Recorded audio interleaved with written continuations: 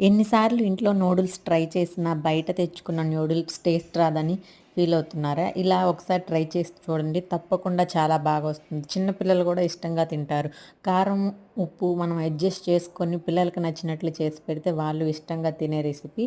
చాలా సింపుల్‌గా అయిపోతుంది. చాలా బావుంటుంది. మన ఇంట్లో ఉన్న వాటితోనే మనం చేసుకోగలిగే ఈజీ రెసిపీ. ఒకసారి మీరు ట్రై చేసి చూడండి. ఎంతో ఈజీగా అయిపోతుంది. ఎప్పుడన్నా అది నూడిల్స్ ఇంట్లో చేసుకున్నప్పుడు మర్చిపోకుండా గుర్తుంచుకోండి. హై ఫ్లేమ్ మీద మాత్రమే చేసుకోవాలి.